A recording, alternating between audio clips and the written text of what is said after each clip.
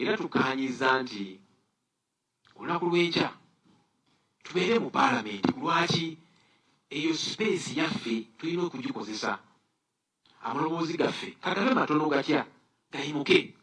She suspended civil liberties, censored the press, and jailed opponents under preventive detention laws. Bagamba mu myaka ejja 17 mpaka 17 yaweera eddembe ly'abantu okukola byeyagalira okuvumira eddembe ly'abantu. After losing the 1977 elections, where yafiirwa akalulu 17, she herself was arrested under similar abuse of power. Yasibwanga bakozesa obuyinza bwe bumu amateeka ge yali akozesa, which were legally grounded in frameworks she expanded. Akazindaalo kano ke tulina nako bakatuggyeko era nga bwe tukubira omulanga bannayuganda abali ku social media, bloggers, temusirika namwe temusirika. Najib became the first Malaysian Prime Minister to go to prison in 2022. Najib Razak yafuuka Ssaabaminisita w'eggwanga eryo eyasooka okugenda mu kkomera mu mwaka gwa 2022. You're watching Mordecai Marissa Live. Very glad to be here on Mordecai Marissa TV. And yes, indeed, ogamba otyo okansubire nti oli bulungi. Nze Mordecai Marissa era nga nkwebaza okuba nti weekumira ku mukutu gu Mordecai Marissa Live.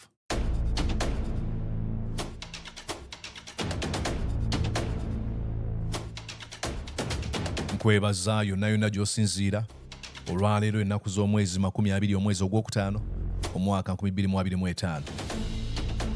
Olwaleero ekiteeso ekyokulaba nga baleeta bannansi bazza bannansi okubeera nga bawozesebwa mu kkooti y'amagye kikomezebwa mu paalamenti bamale bakikubaganyako ebirowoozo balabo bakinaayita.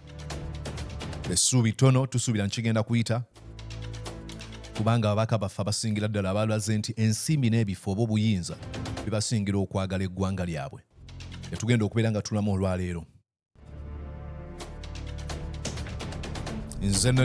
Nze ne notes okubabuulira ku mawanga amateeka amakyamu gye gaayisibwa gamaliriza gakosezza abo abaagayisa. Tugenda kugenda mu ggwanga li Egypt, tujja kutonyako Myanmar, tugende Pakistan wa Pervez Musharraf, South Korea, tunaatuukako Turkey oba Turkey, tujja gende Russia, tujjako mu Uganda tugendeko Zimbabwe, n'okwetoola enkulungo y'ensi n'ebifo ebirala. It is very unfortunate. Ate nga teekeddwa okubeera nga tusituka okubeera nga twogera mu kano akaseera. Ndowooza abadde Joel Ssenyonyi ng'ayogera ku nteekateeka lwaki abaka ba parliament betusuubira nti bandibadde bazira boycott, bandibadde bazira olutuula luneeno olugenda okubeera olunaku olwaleero. Agamba nti basazeewo okubeera nga bagendayo. Sikkaanya naye ngenda kuwa argument, ngenda kuliza argument nange mpe argument yange. Then a little bit of defense ku kye yayogedde lwaki nyinza okukirabamu omulamu sikkaanya naye, and it is very okay. I think I usually tell you that it is the mark of uneducated mind to entertain an idea without accepting it. Starting eno gyenyambadde egamba unapologetically resistant. Kansuubire nti ababaka abana abagenze mu parliament olunaku olwaleero bajja kulaga butya bwe babuguguba olwa bino byonna. At least stand to be counted. We might lose a battle, but ultimately our focus is on the war. So mukkirize ntandike n'okubalaga ate ebigambo bya Joel Ssenyonyi ndowooza bye bino waneeno ng'ayogera ku bigenda mu maaso, lwaki basazeewo okubeera nga batuula nakikyagamba bannayuganda mu kano akaseera. Alright? Muzze mubalaba ku mitimbagano nga bagamba naye bannange ab'opposition, lwaki olutuula lw'enkya temulwepena? Mululeke abantu bano batule bo nga bo bayise etteeka lye baagala okuyisa, wakiri nga temuliiyo. Era bannayuganda bano tubawuliriza. Era ekyo kyesigama bambi ku kunyigirizibwa kwe bayiseemu. Babagamba naye maybe kino kye kinaakola. Abantu ne balowooza n'okulowooza nti abaka opposition bwe mutabeere mu parliament tebajja kusobola kuyisa tteeka. Yeah, this is it comes from desperation. Ugandans bagezaako engeri ez'enjawulo bagezaako okusaba ekintu ekitakolebwangako. Ate ng'ekyo si kituufu kubanga balina ennamba ze bajja okukozesa. Tutuddemu nga joint opposition caucus ne tuteesa ku nsonga eno. Bwagamba joint opposition caucus wenjagala okupozinga nsooke nkubira ekyabaddewo nti ababaka ba parliament abali ku opposition bali 19 mu parliament. bwe bayise joint opposition caucus ne bayita press conference okwogera ku kigenda okubeerawo olunaku olwaleero ababaka 30 bokka be baalabiseeko. National Unity Platform erina ababaka 57 mu parliament. Kitegeeza nti ababaka 27 aba National Unity Platform tebaalabiseeko mu lutuula olulimu leader of opposition. Of course, we all understand ensimbi zaabaweebwa bangi ku bo zaabaweebwa. Simanyi nti onnono baazimwa naye tumanyi nti ensimbi zaaweebwa bukadde 10. One, abamu okubasiima naddala mu nteekateeka okugabira emmwanyi yaffe eri Museveni, then n'okubateekateeka ku kigenda okukolebwa olunaku olwaleero. Kiswaza. But this is at the core of the questions that should be answered by the president of the National Unity Platform and the opposition leadership. This is true insubordination. It is being opposed to the mandate of the leader of opposition atenga nawe oli mu kibiina kya leader of opposition. Ensonga bweti bwebanga y'amaanyi nnyo, you expect all of these folks to attend this press conference, for their heads to be counted, at least to raise a voice, at least to appear. But they were not. Buli omwe ajja kwekwasa ensonga nali bize nali nkola kino. Uganda tulina ekizibu, nja kukiddingana. Ensimbi zimazeewo abantu baffe. Tebabifaako. Naye nga bwe mufa ku nsimbi, wano ngenda okuyita, mbasomere kuba n'abantu baafa nnyo ku nsimbi n'obuyinza gye baakomekkereza ng'ensimbi ezo tezikyalina kisobola kubeera nga zibayamba. Era tukaanyiza nti olunaku lw'enkya tubeere mu paalamenti. Lwaki eyo space yaffe tulina okugikozesa? Amaloboozi gaffe kagabe matono gatya gayimuke ku nsonga zino. Bannayuganda bakimanyi nti ennamba ze tulina teziwera ng'aba opposition, naye batusuubira obutasirika. I like the fact that he makes this point, kubanga ebiseera ebisinga kyangu nnyo okubanenya. Tugamba ne bwe mwandibadde eyo temulina kye muyinza kukola. Bannayuganda bakimanyi. Bannayuganda essuubi human the spirit, omwoyo gw'omuntu okusigala nga gukyalemeddeko eri essuubi guba gumanyi ebigenda mu maaso, omwoyo ogwo naye gusigala gukyawaniridde essuubi eryo nti gwo nga gumanyi nti wajja kubawo ekivaamu. Kibeera kintu kyotasobola kunnyonnyola mu bigambo. Bannayuganda bakimanyi nti nkubulireko paalamenti ya Uganda eyo efuga omwami Museveni yasingamu majority, naye still basigala bagamba tukyawagira opposition. You would think mu simple calculations n'ogamba katulwaki bawagira opposition nga bakimanyi terina kyeyinza kukola. Let me try to flip it on the other side okijjeyo bulungi. Museveni yasinga majority mu parliament. Teyeetaaga buwagizi bwa opposition, right? Nti ne bwe yandibadde n'ababaka ba NRM bokka basobola okulonda ku kino ekiteeso ne kiyita nga tafunye buwagizi. But in order to legitimize obuzi bw'emisango bwakola, waakiri yeetaagako some opposition voices okulaba nga nabo bamubaakinga.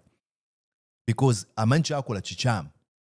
Kati agamba waakiri kanfuneyo abantu nga babiri abasobola okulegitimizinga, okufomalizinga emisango gyange gye ndi mu kuzza mu kana akaseera. Kati on the other side kyekiri ku ludda olwa opposition nti bannansi bakimanyi tebalina nnamba, naye emyoyo gyabwe gigamba let us stand on the right side of history. Bayinza n'obutabinnyonnyola mu bantu, olina omugamba nti mubimanyi nti omuntu oyo omwagalako kibigambo ebimu nga tasaana biteekamu, naye nga waliwo ekintu ekyenkizo ye kyalaba mu oyo omuntu ekitasobola kuteekebwa mu bigambo. Bagamba banaye mwogere malowoozi gammwe gafeeyo. Mugezeeko okulwana newankubadde ennamba zammwe teziwera. Let me give you an example. Mu mwaka ogwa 1861 wano mu ggwanga ly'empangaliramu America lyalimu the American Civil War. Civil War yatandika ennaku z'omwezi 12 omwezi ogwokuna 1861 naggwa 1865. Okulwana kwalimu ensonga nnyingi, naye ensonga eyali ey'enkizo mu biseera ebyo kwali kubeera nga bakomya omuze ogw'okutunda abantu be bayita abaddu. Abamu nga bagamba nti omuddugavu ateekeddwa okubeera nga muddu, abalala nga bagamba tateekeddwa kubeera nga muddu. Naye okutuuka okulwana abaddugavu emabega baali bazze balwanyisa okubakozesa nga abaddu, nga bagamba tuli bantu nga mmwe, lwaki obeera ompisa ng'omuddu onzuukusa 11 ez'okumakya oba 10 ez'okumakya n'ontwala mu nnimiro okulimira ppamba ngenda okuvaayo nga n'enjuba emaze okugolooba nga budde bwa kiro nga tebakikkiriza. Kati oyinza obeera n'ogamba nti omuntu yenna atalina ssuubi, atalina vision, bye bintu ebikyasinza okubeera ebibi mu bulamu bw'ensi. When you lose vision, when you lose hope, actually n'ekigambo kyennyini okubulwa essuubi kyafuuka kivumo. Omuntu wagamba nti you're hopeless, tekitegeeza nti akuvumye oba akuwemudde, nekitegeeza nti tolina ssuubi mu kintu naye okiwulira ng'ekivumo kubanga kasita oggwamu essuubi, kasita oba nga tolina vision, wajja otunuulidde ku byogenda okukola oba toyikyalina mulamwa. Naye oyinza okubeera n'obuuza n'ogamba nti bano abaddugavu mu biseera ebyo bye balwanyisa abasajja abazungu baali bameka? Omunaffe waffe Uganda yandibadde agamba nga balwana bafaaki. Mu biseera ebyo civil war owa 1861 population ya America yonna mu biseera yali millions 31. 31 million people. Nga abaddugavu abeetoolodde amasaza ag'enjawulo bali obukadde 4.40. Now imagine that. Nga ne bw'okubisaamu emirundi 3 population yali tesobola kubeera nga esinga ey'abannansi b'eggwanga lino. Naye amaloboozi bajja bagatikka abantu mulembe ku mulembe, abamu baafa nga tebalabye ku busobozi kubeera nga bavudde mu buddu. Naye olutabaalo oba olutalo lwabwe n'okuyaaya n'okwokulaba nga bejja mu buddu baakuteekanga ku mulembe oguddako. Wano we njagala otunulenga naddala ebyobufuzi mu nnyaffe Uganda. This is not about you. It is about the right thing. Tugamba nze nteekeddwa okulaba Museveni ng'avudde mu buyinza, okwo kuyaaya nawe kuli absolutely nange nandyagadde okukiraba. Naye olutalo terukoma ku nze. Olutalo lutwaliramu bwemba singa mba kuba n'abaana. Lwandibadde lutwaliramu abaana bange. Lwandibadde lutwaliramu abazzukulu. Lwandibadde lutwaliramu emirembe egijja. Okulwanirira obutuufu bw'ensonga si bwange ŋŋanze tebukoma ku nze. Olutalo lwalwanyisa abaddu mu America terwatandika 1861 ng'abazungu abamu beegasse ku baddugavu. Waliwo emirembe egyali giri emabega egizze nga gikukkuluma. Egizze nga gigamba nedda mutuyisiza bubi. 1861 ne bagenda mu civil war. Bwe bagenda mu civil war bwe yaggwa sigamba nti awo ne bagamba kati bafunye eddembe lyabwe. Olutalo lwasigala lukyagenda mu maaso. Abraham Lincoln agiasayininga kye bayita Emancipation Proclamation.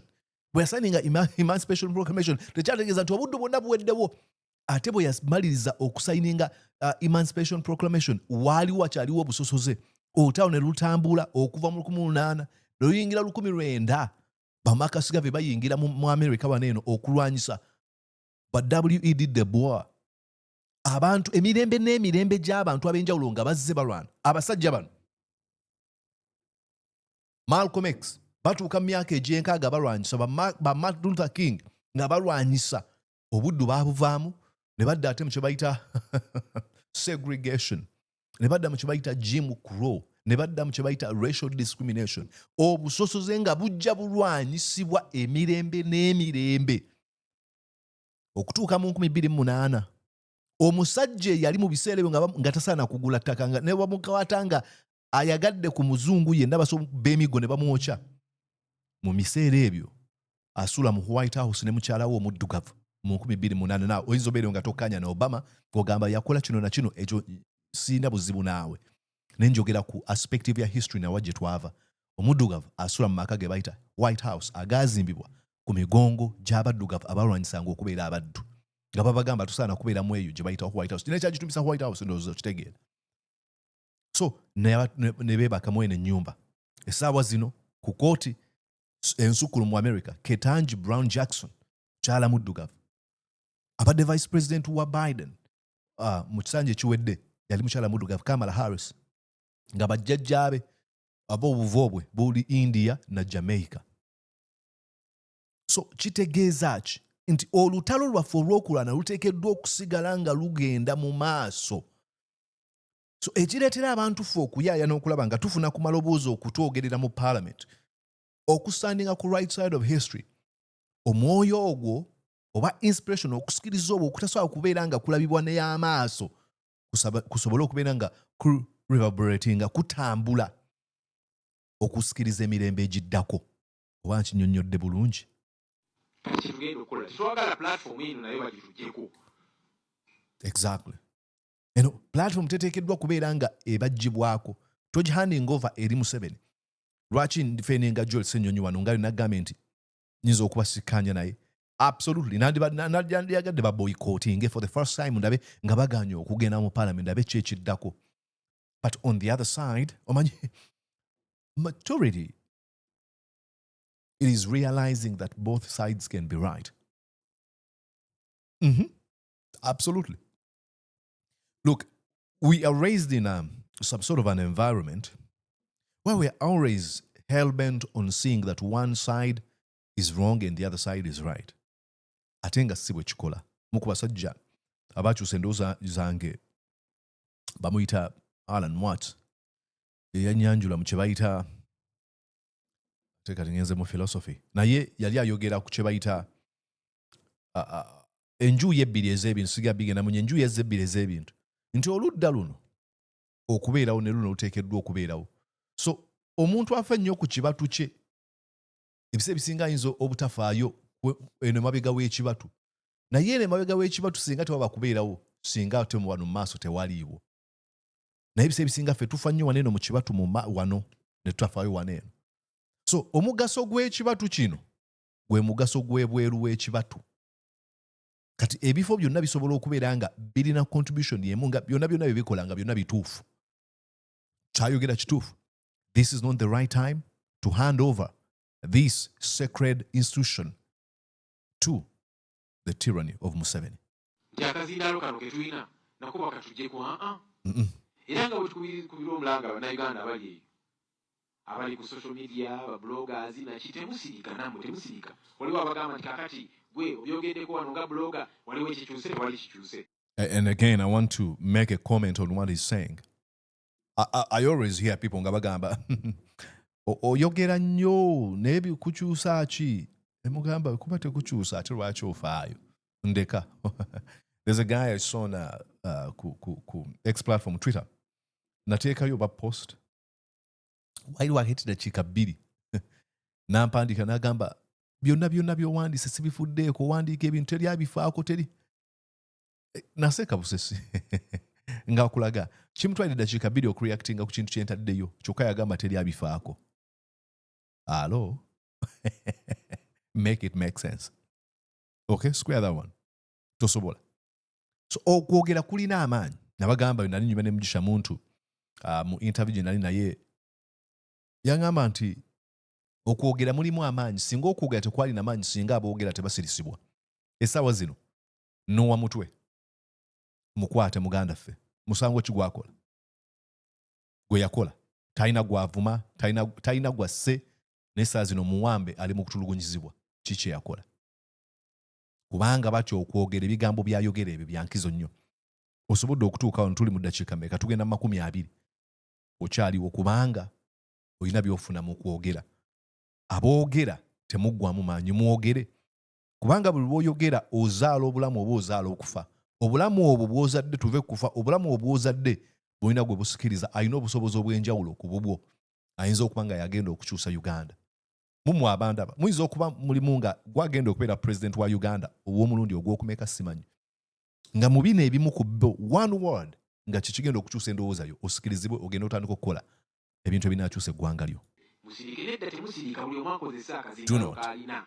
Ne bw'obanga ku X olina abagoberezi 50. Exactly. Tulina abantu abagamba mulisa mwana sirina abantu boyina nalabe ku TikTok olina emitwalo bwegiti nakulayo ku Facebook. No. Ennamba eyo yatandika ku 0. Sikirangako ne ngamba abantu ne bagamba nti baneka tusazeewo femi ng'abantu emitwalo 10 tugende tugoberere Mordecai Mulisa. No. The number grew. And I kept on doing what I was doing. And people found either reason mu bye nali nkola oba some other reason ne bangoberera. Use those numbers. Ate then omulayinza ogamba mwana okimanyi nange enkoze emyaka 5 naye nkyali ku bantu 100 oba 3 ebityo. Absolutely. You don't need abantu 100. You don't need abantu. Weetaaga omuntu omu okukyuka. Obusobozi bw'okukyusa endowooza y'omuntu omu kimala. Kati omulayinza ogamba kati gw'oyogera kubanga obalina I can lose them all. Oli wanene oli mukunda beno YouTube channel mpya. Absolutely. Salu na losing YouTube channel kadi yali egenda kweza emitwalo 2. And I started from scratch. You can always start from scratch, from zero. Teekayo message wakiri abataano balabe message yo. Bw'obanga oli blogger nakitosirika kozesa platform eyo waleme kubeerawo omuntu yenna akuggyako kazindaala ako. Exactly. Kakati n'ababaka ba parliament akazindaalo ke tulina mu parliament tukakozese amaloboozi gafeeyo nga twogera ku nsonga zino nti kijja natuyamba enkya bwe tunaagamba nti kakati tugenda mu kooti ku nsonga zino kubanga bamenye buli tteeka ate nga kooti yali esazeewo ogenda otya mu kooti ng'ate tewabaddeyo kooti ejja kubuuza naye kwaze wano okuloopa byoza okuloopako nga tewaliyo otandikirawa. So yes, bannayuganda tubawuliriza ensonga n'okwemulugunya kwe balina naye tugamba nga bwe tugamba buli alina akazindaala eyo kakozesa ku social media wa tokasuula sigala ng'okakozesa n'ababaka bano twagala bakozesa akazindaala ako okwogera kyotulaba abantu bagenda ne banyiiga nga ababaka abamu basirika mpaka n'asirika wiiki emu omwezi omwaka nga tayogera yes bakimanyi nti byanaayogera byanaateesa oba oli awo biyinza obutayita ne bakusuubira okwogera at least yogera. kakati tugenda kukozesa obuzindaalo obwo bwe tulina ng'ababaka twogere ku nsonga zino tukole ekisoboka kyonna newankubadde namba ntono naye eddoboozi ery'omwanguka liveeyo ku nsonga zino. The message is very clear. Bagenda genda mu parliament. Bagenda kubeerayo nga bino byonna bigenda mu maaso. So, ndowooza omufunye bulungi awo. All right. Bw'omala okuwuliza ebyo,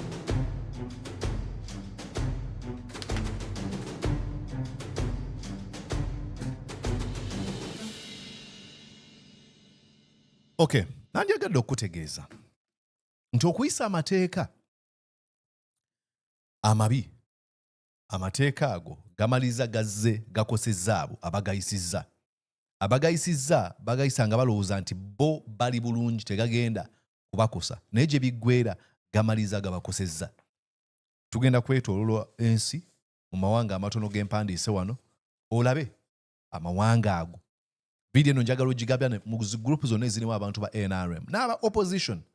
Kubanga mu bantu nga bwe ngambye abanda mulimu abagenda okufuuka member of parliament, mulimu ba councillor, mulimu ba mayor, ba chairperson b'ebyalo, ba minister.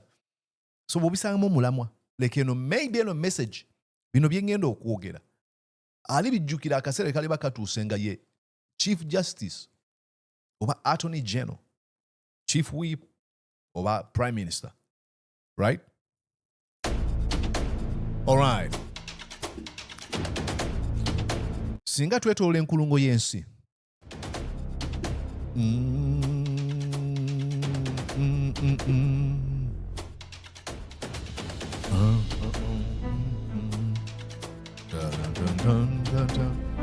Mbadde nkugamba nsinga twetoola enkulungo y'ensi abakulembeze bangi bazze bayisa amateeka amakyamu ne gakoma okubeera nga gabaluma. Tujja kwogera tumalize nga tutuuse Uganda. Tutandike n'eggwanga lye bayita Egypt oba Misiri. Wali omukulembeze gwe bayita Hosni Mubarak. Hosni Mubarak yateeka mu nkola amateeka aganyigiriza ennyo abantu abali ku ludda oluvuganya gavumenti. Kyokka bwe yagibwa mu buyinza mu mwaka ogwa 2011 yakwatibwa n'awozesebwa mu mateeka gennyininyini ge yali ataddewo. Bw'atyo yasingisibwa emisango n'asindikibwa ne mu kkomera. Newankubadde emisango gy'amalizibwa ne gimuggyibwako naye yamala emyaka mingi mu kye bayita legal limbo mu lutalo lw'ebyamateeka. Bamuzunza bamuddiza wano bamuzza wali. Reputation ya munnabyabufuzi ebeera eyonoonese. Tugenda mu ggwanga lye bayita Myanmar oba abasinga balimanyi nga Bama. Myanmar waneno we mnaaba nkusomera nja kugamba nti although more a symbolic figurehead wali omukulembeze gwe bali bayita Aung San Suu Kyi. Newankubadde Aung San Suu Kyi teyalina maanyi gali awo g'amaanyi ng'alinganga just figurehead. Obukulembeze bwe yalibeerangamu bwakola nnyo amateeka amakakkali ag'ekinnamagye. Ne bagezaako n'okulaba nga baagaana n'okulaba nga bajjawo ago amateeka agaali ganyigiriza bannansi. Wabula mu mwaka ogwa 2021 oluvannyuma lw'okulwana okwamujja mu buyinza, military junta oba abakulembeze abaali bazze bamukwata mundu abaali bazze mu buyinza bakozesa amateeka ago gamba nga Official Secrets Act and Corruption Statutes okubeera nga bamusindika mu kkomera. Yasindikibwa mu kkomera okumalayo emyaka egisuka 20 nga bakozesa amateeka ge gamu ge yali alungame ge yali akulembera bwe yali ng'akyalina obuyinza. Tetukomaawo. Eggwanga eddala lyetusobola okugendamu eggwanga lye bayita Pakistan. Waliyo omukulembeze gwe baali bayita Pervez Musharraf. As a military ruler, Musharraf implemented broad anti-terror laws and tightened laws on treason and constitutional violation. Bagamba nti yakwata amateeka ago n'agongeza okubeera nga gali strict, galuma nnyo. N'ayongera n'amaanyi mu mateeka agavunaana abantu abalidde mu nsi olukwe nga kwotadde abo abatyoboola ssemateeka. Of course abakulembeze bonna abanayisa ebiteeka ebikyamu balina ebigambo bye bakozesa ng'oyinza okubigula ng'olowooza birungi. Wabula bwe yava mu buyinza, he was charged with treason under the very constitutional laws he amended and enforced harshly during his rule.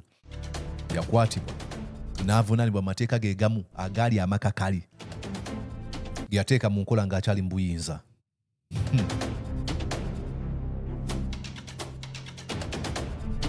Mu 2019, he was sentenced to death absentia, later overturned for suspending the constitution. This is what happens. Kino kye kituukawo. Byonna obikola olowooza teri kigenda kukutuukako. Byonna obikola oli mu comfort. Ng'ogamba kasita nze ali mu buyinza. What might happen to me? How about your child? How about your siblings? How about your country? Tugende mu ggwanga eddala, South Korea. Awali omukyala Park Geun-hye. Park supported anti-corruption and transparency laws during her presidency. Amanyo gawuli agabanga amalungi naye nga bibaliko bikyamu. She was impeached and imprisoned under the same types of anti-corruption laws she had championed for accepting bribes and abusing her power. Yakwatibwa n'avunaanibwa nga bakozesa amateeka ge gamu ge yateekanga mu nkola mu ngeri y'ekikakkali ng'akyali mu buyinza. Omwaka ogwa 2018 yasindikibwa mu kkomera okumala emyaka 24. Park Geun-hye.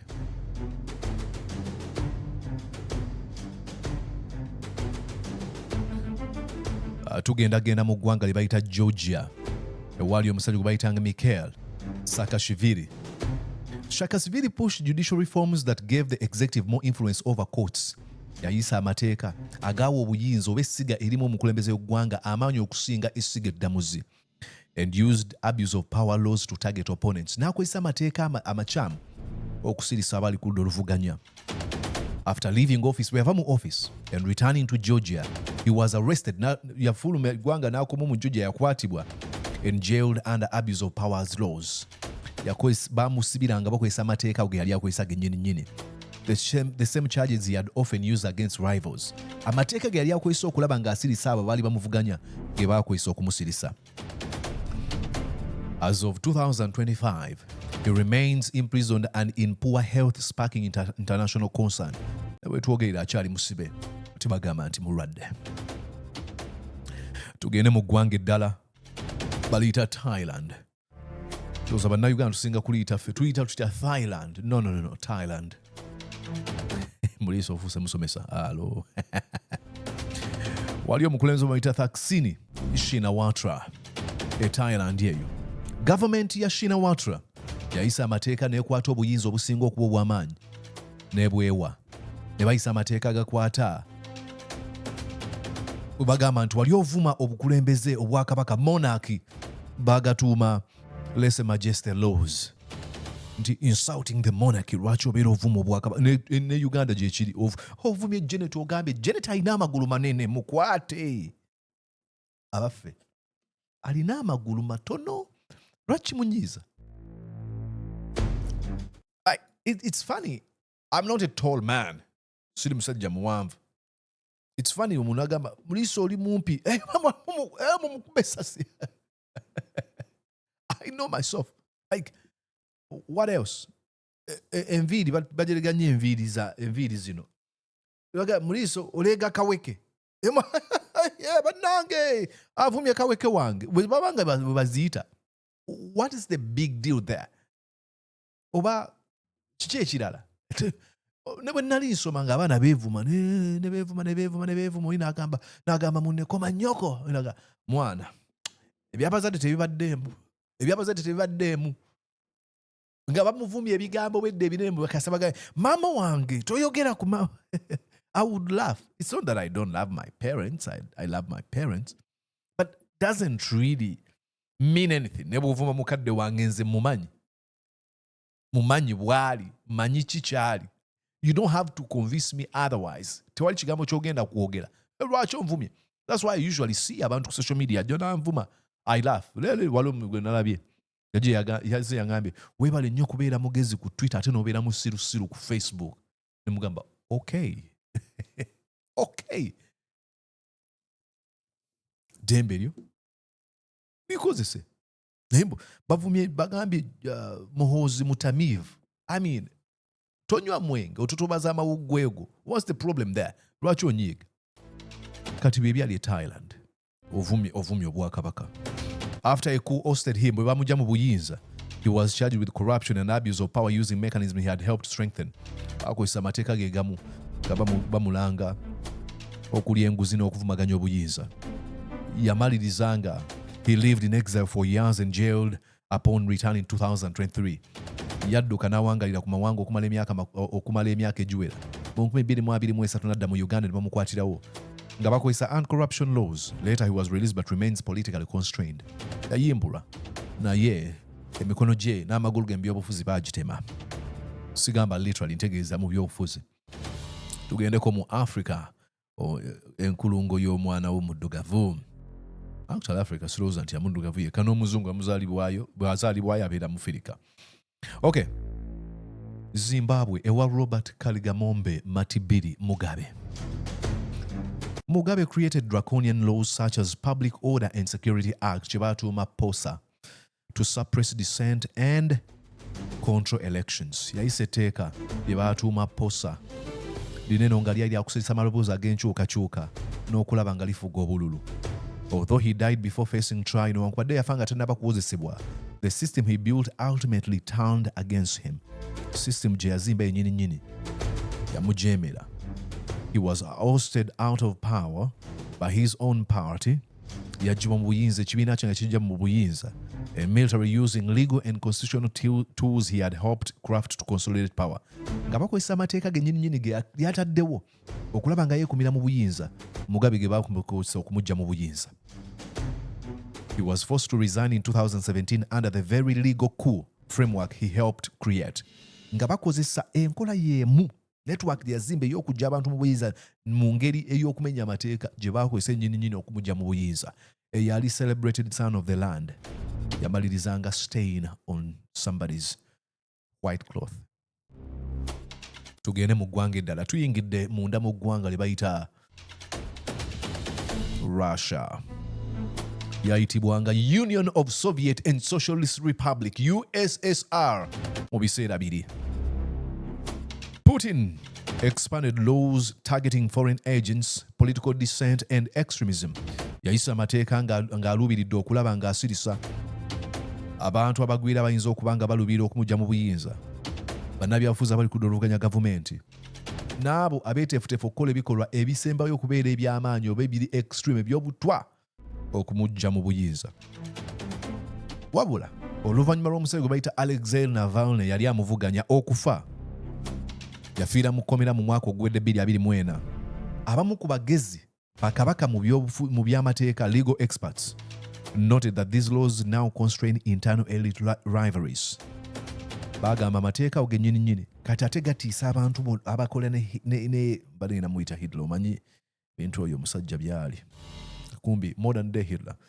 Bagamba nti ebintu bya waliwo ndaba agamba muliisa kubanga gw'oli mu America njagala nnyo Putin, mwagala nnyo omusajja oyo. Again, tusobola okwawukana mu ndowooza, soogera eri buli muntu nga teekeddwa okukkaanya ku buli kimu. No. So agamba nti mu elite club obukulembeze obwo bwa Putin bwennyini okuvannyuma lw'okulaba nga batta omuntu nga bakozesa amateeka ye yennyini ge yayisa, kati batya okumwogerako bamanyi bayinza okubeera nga bamutta. That is backfiring. With Putin's allies reportedly getting caught in bureaucratic and legal purges. Kati beesanga mu katubagirako ebyamateeka, emisoso emingi egy'okulaba nga bandyagadde okuyisaawo okwemulugunya kwabwe tebisoboka kubanga kati batya. Era wano bakugamba nti the system has grown so rigid it's turning on insiders, a classic case of autocratic overreach. System bano gye baazimba kayitandisa okumuliira munda, afuuse kalibutemu atagambika.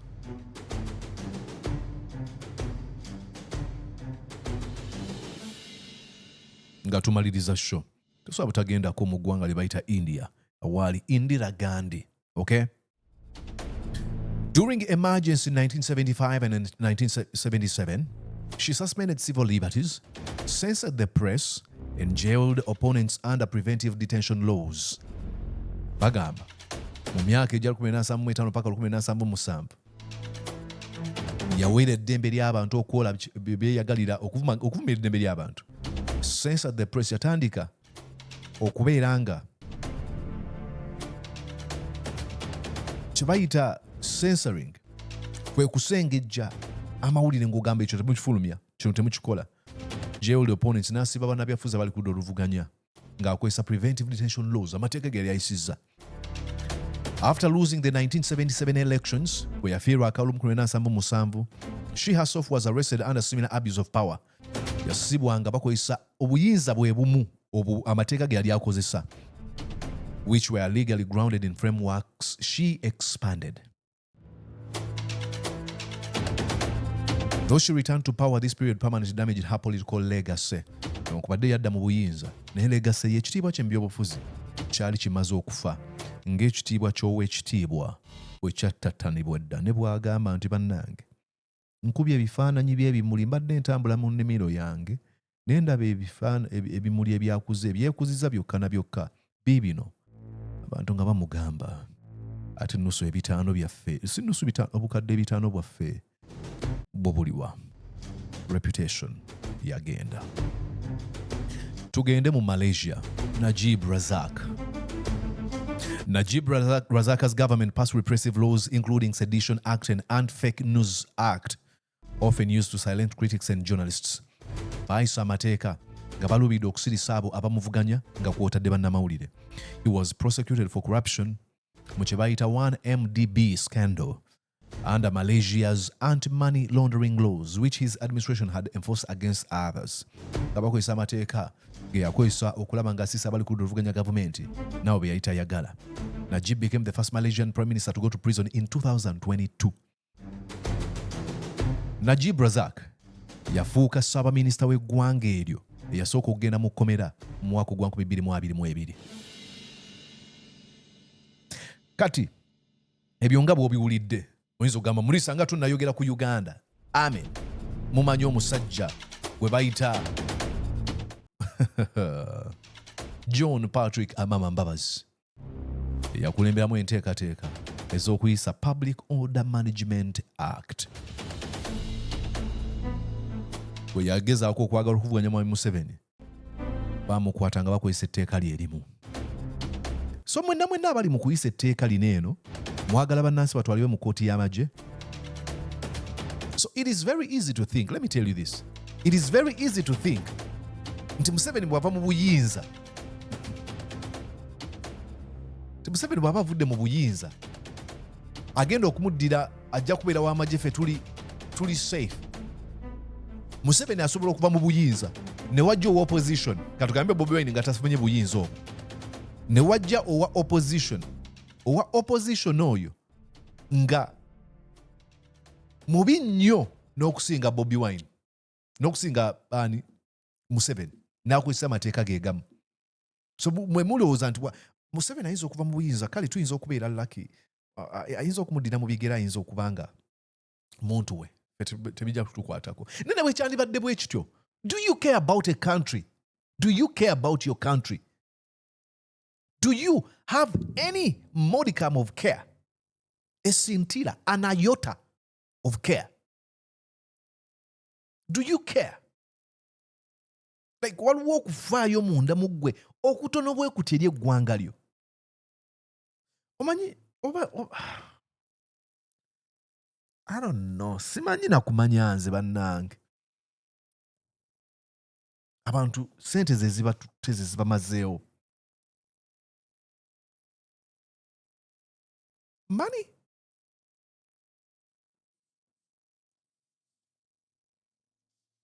amateeka lineteeka bino byonna bigenda kuyita Museveni agenda kusanyuka ayise ebiwandiiko bye ebitaliimu nsa naye gwe muna Uganda togwamu ssuubi buno obubaka bwange bwesembayo okubeera nga njogera naawe do not lose hope you're on the right side of history buli kimu kiri ku ludda lwo Katonda enzikiriza yo amateeka obuwangwa empisa obutuufu bw'ensonga buli kimu kiri ku ludda lwo let's keep on fighting.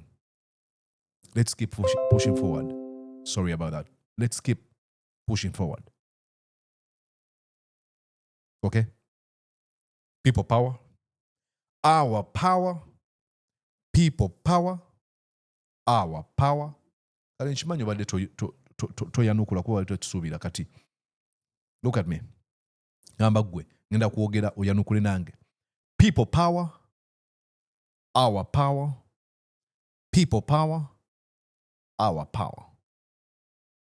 Did you enjoy what you just watched? I'm sure they did. I'm going to guess that you did. How about you consider subscribing to Mordecai Marissa Live YouTube channel? Thank you.